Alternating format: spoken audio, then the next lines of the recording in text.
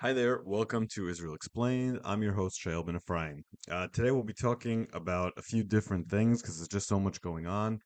We'll be talking about the Israeli unfortunate incident where they killed 7 workers for the WCK aid organization.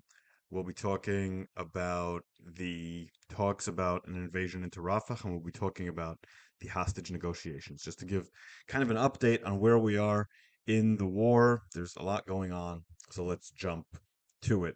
So, after a little bit of a question over whether Israel was responsible or not for the tragic bombing that killed 7 aid workers, mostly foreign nationals, in Gaza on their way to delivering food to Palestinians who are suffering from starvation in northern Gaza. Israel took responsibility for the attack. The attack was clearly a mistake. I've talked to several people who were involved in the defense establishment. Um, and they've told me this is a quote, a terrible event that may have serious repercussions on the rest of this war. At this point, it's not clear if the failure took place at the level of communications between the intelligence HQ and the pilots, or if the identification failure was done by the pilots themselves. That's not clear. It's definitely, or almost definitely, one of those two things, and the culprit should be held accountable for these actions, which have sabotaged the Israeli war effort and led to the needless death of civilians. One of the reasons this is so egregious a mistake is because Israel has invited this organization into Gaza and coordinates all of their steps together. The WCK is very friendly to Israel, and Israel encouraged it to move in order to replace UNRWA, which Israel does not want on the ground in Gaza. Indeed, the WCK was feeding Israelis in the Gaza envelope after October 7th, so Israel has very good relations with them and therefore wanted them in Gaza. Unfortunately, after this incident, they have announced that they're suspending their operations in Gaza. That was predictable. Now, other organizations are thinking of doing the same, understandably, because they feel that Israel isn't doing enough to protect them. So the Israeli government, especially the foreign ministry, but also the prime minister's office, is trying to convince these organizations to stay. And it's very important that they do, because otherwise there'll be pressure to bring UNRWA back. There'll also be massive pressure in Israel to stop the war. There'll be pictures of starving children in Gaza, and people may actually die of starvation, which is one of the most horrible ways any individual could possibly die. So this is a very serious issue that Israel needs to be very concerned about, and is. The United Arab Emirates, which has been working to secure the humanitarian corridor with very little press, by the way, is also considering pulling its part in this entire operation. And it just exposes the threadbare nature of the improvised solutions Israel is putting forth to bring in humanitarian aid when it's unwilling to secure it properly. And that's enough of a failure, but attacking it in addition is a much bigger failure. So I think Israel needs to, as a result of this failure, completely reorganize the way that it's handling the aid distribution. I've always said that the way they're handling it is a very big mistake. This is one of the reasons I was afraid something like this might happen. There's other problems that might occur in the future. Israel needs to secure the delivery of aid. Not only is it a strategic interest, it's also Israel's obligation, according to international law, to make sure to feed the residents of Gaza. So that's a very, very important element. And it's very much in Israel's interests to do so. The pressure on it to stop the war, if this continues and people starve to death, will be massive, and that plays into the hands of Hamas. The U.S. is very upset about this incident. It believes the Israeli version that it was a mistake. The State Department and National Security Council have both said that they believe that this is a mistake, that there's no evidence that this was targeted, but Biden said he will make sure to tell Israel that it has to do more to protect aid organizations, as he definitely Good. Another concern Israel has as a result of this is that it takes the impetus off Hamas. Hamas is negotiating the possible release of hostages in a ceasefire. Every time Israel gets into trouble like this on the international scene, Hamas views it as a boon to their chances of winning the war. Hamas views it as more likely that Israel will be stopped before it can achieve its targets, and therefore less likely that it will agree to deal. Another thing I think this incident shows is that the problem with the aid isn't so much the amounts going in, although certainly more aid should be going in, but rather the distribution mechanism, which is very weak and very vulnerable. And it's vulnerable to everything. It's vulnerable to Hamas taking it, it's vulnerable to clans taking it, it's vulnerable to the military attacking it. It's handled horrifically, and it has to be handled in a more secure and orderly fashion so this doesn't happen again. Israel needs to take ownership of Gaza Strip far more than it is currently. A lot of these problems are coming from that. Hamas is surviving. Aid is not arriving. Uh, Israel needs to take more responsibility, and that requires setting up a government. If Israel's unwilling to set up a government that's Palestinian, the PA, or otherwise, it needs to set up an Israeli government. It can't continue to run with this kind of chaos. It also has severe military repercussions. Everywhere Israel leaves, Hamas comes back, and Israel needs to fight again. And it really doesn't help, and this isn't talked about enough, that the IDF only has one division in Gaza right now. In order to keep order, it will probably need more along the lines of 5 divisions, and it needs to get those in now. Now, as we all know, the war is currently stuck.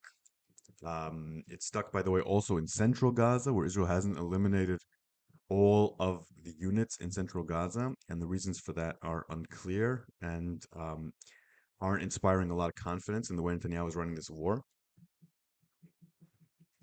But there's also the issue of Rafah, of course. That's been in the headlines quite a bit. Now, as we know, there's been a lot of back and forth about Rafah. Um, Israel was supposed to send officials to the United States to discuss things after the UN abstained from a resolution. They did not send them. Instead, there was a virtual meeting. That virtual meeting may or may not be followed by meetings in person. Last I heard, it will be. The virtual meetings did not go particularly well. A lot of the what went on there was leaked to the Israeli media, and here are the quotes that appeared in Israeli media. Quote, Jake Sullivan said, "You are about to be responsible for the third incident of hunger in the 21st century. This is not something we can accept as partners. And the evacuation plan you have presented is unimpressive and impractical." End quote. Blinken said, "With your current pace, it will take you 4 months to evacuate Rafah." Ron Dermer said in return, "We cannot beat Hamas without going into Rafah. It's a non-negotiable requisite."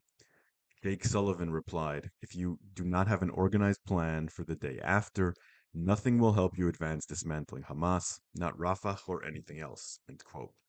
So we see a few things here. We see that the question of aid and hunger is linked to American support to this operation. We see that Americans are very dissatisfied with the pace of the operation. So are most Israelis, by the way. And we see that the United States doesn't think the plan put forth by Israel is acceptable. And what I'm hearing is that the more detailed plan the IDF came up with was not presented to the Americans.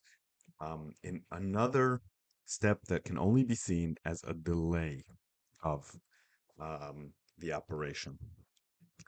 Now, when I read between the lines of this conversation, of what's been leaked at least, it looks to me like the United States is providing Israel with a yellow light. As I've said before, they prefer that Israel do raids in the city and surround it rather than go in.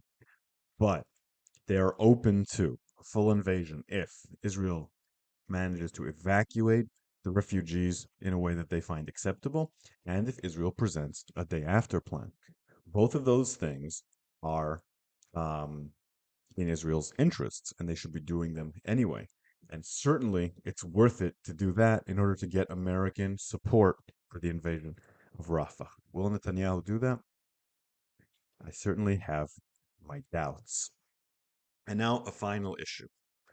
Um, Hostage negotiations. Because of the attack on the WCK convoy, that hasn't been getting a lot of headlines today, but there are important developments with that. So an Israeli delegation went to Cairo and talked to the Egyptian mediators. They put forth a new offer. We don't have all the details of the offer, but what we do know is that Israel has gone further than it's ever gone before on the question of how many refugees can come back from the south into the north. So they've made a lot of concessions on that, reportedly. Israeli negotiators have said that if Hamas says no to the latest offer, there likely will not be another offer. They said this is as far as they're willing to go. If that's posturing or not, I don't know. My guess is it probably in the long term is posturing. Maybe they mean it right now.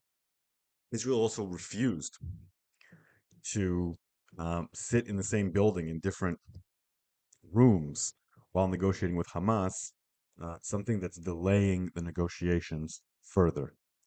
Hamas said that they'll give a response soon, but sources in Hamas are telling the press that they don't believe that Israeli concessions are going to be enough, that they don't believe that Israel should put any limitations on the people going back north at all, and that Israel should withdraw from all the cities in Gaza. Neither of those things are happening. I find it very hard to believe that there's going to be a deal at all, but we'll be following that very closely. Okay, have a few questions. One from friend of the show, Harry Newhoff. Very exciting news regarding the Haredis, talking about their conscription, which I talked about in the previous episode. Curious if you have anything nice to say about your best friend Bibi. Well, Harry, I'm not sure if you mean if I have anything nice to say about Bibi in this context, because I certainly don't. Uh, the whole issue with the Haredim was not resolved because Bibi kept putting off trying to legislate and find a solution for it. Very similar to the way he's been putting off doing anything of consequence in this war. So I have very little good to say about Bibi. Of course, we all know I think Netanyahu is one of the most skillful men to ever work in Israeli public service. His talents are formidable, but his motivations right now are very much open to question. The fact that he's making all these mistakes that seem to serve his political survival raises a lot of questions. JB316 asks, if the government collapses now, new elections are held in short order, might that work to Netanyahu's advantage? With the U.S. abstention at the UN Security Council, could he, at least for a time, benefit from a rally around the flag effect? Okay, good question. The answer to that is no. Um, the UN resolution fuffle made a much bigger headlines in the United States than it did in Israel. Israelis were don't get me wrong, they were very unhappy with that, but Israel's used to having Security Council resolutions against it, used to having General Assembly resolutions against it. It doesn't take those things all that seriously. And the also the resolution wasn't particularly harsh and doesn't have any notable immediate consequences. So it's not even in the news cycle in Israel anymore, and it certainly wouldn't be by the time elections were held. Netanyahu is going to try to get a rally around the flag effect in different ways, by opposing Biden, by talking about the war effort. It's not clear any of that is going to work. I think the majority of the Israeli people have lost patience with Netanyahu and his endless maneuvers and don't really have trust in what he's doing. He's reached the point where when he does something, most people wonder about the motives, the real motives, ulterior motives behind it. Sunny LaBouffe asks, what do you make of the talk of a reformed PA?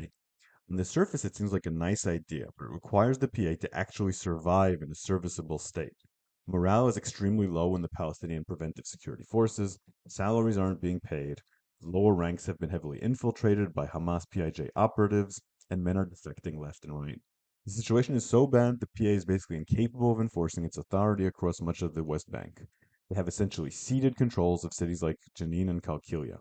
At this stage, it'll be tough to avoid total collapse, let alone successfully reform the body, especially since any reforms make it more palatable to Israel will likely only delegitimize it further in Palestinian eyes. Ooh, that is a very good question, and every single thing that you said there is correct. But even if it might be too late to save the patient, that doesn't mean you don't try, right? We're basically talking about a patient in a very advanced state of disease and decrepitude. And that needs to be saved through preventative measures. It certainly isn't going to survive by not trying. Some of these things are easy to fix. For example, salaries aren't being paid is one of the main problems. And you could do that. Hamas and PIJ operatives entering, you could screen for that using intelligence. More money, more training, more international support could allow them to take over Jenin and Qalqilia. Israel could do that as well. But the real big problem is legitimacy. Like you said, the legitimacy is already low. Reforms would delegitimize it further. One of the things Israel could consider doing is release Marwan Barghouti and put him as the head of the PA. That would solve or ameliorate a lot of the legitimacy problems. Of course, there's a lot of dangers involved in that as well. But I think um, funding, strong governance, weeding out corruption in the PA would help with legitimacy as well. But I don't have any easy answers, and I'm not sure that it'll work, but it's definitely worth a shot. There's no better option. Fred asks, friend of the show, Fred, I should add, getting draft exemptions um, for Haredi men and also getting Israeli taxpayers a break is a good thing. But do you think that could be reversed? Haredim pay the government for draft exemptions. The Haredim here in New York are certainly not allergic to work, as you can see in so many businesses around the city. Yeah, so Fred, you tend to have these very practical solutions to the problem. Aren't bad at all, but right now, after years of clash over this issue, it's turned into an ideological issue, and there's very little give on it. That's why the government might collapse as a result of this. Haredim are saying we would rather die than go to the army, and meanwhile, secular people are saying, why are we dying and going to the army and they're not? And any attempt to sort of buy their way out would run into a lot of opposition from secular people. And but all Haredim haven't offered that either. They want money and the the exemption. So I think yeah, you're dealing with a pragmatic solution to a